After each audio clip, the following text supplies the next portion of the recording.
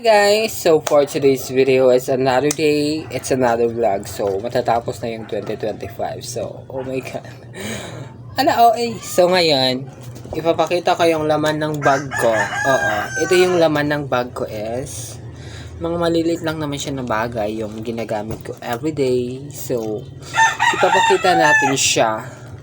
So, wait lang. Oo, sandali lang. So, ito guys, yung laman ng ating bag. So, kailangan ko bilisan. Yes. Mabasa kasi siya, uy. So, ngayon, yung laman ng aking bag is kasi lalakad talaga ako. So, inuna ko lang yung pag-vlog ko ngayon.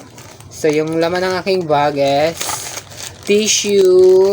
Diba, naka-cutex pa ako. Kasi itong bag na to guys, binigay ito ng kapatid ko at meron din ako nitong black. So, ito yung black ko. Ayan. Ganito din yung design niya guys.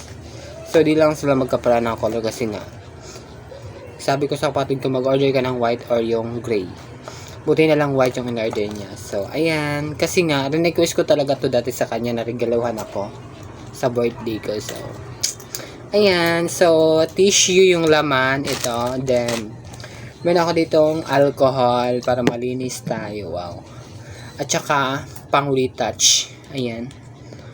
Ayan yung aking A1 foundation. Then, lip tint, everyday ginagamit. Then, meron ako ditong 2 piso. Ayan. So, yan lang guys. Kasi nga, tinatawag na ako ng aking mga kabero char. So, aalis muna kami. Kasi nga, mayroon kaming pupuntahan. Wow.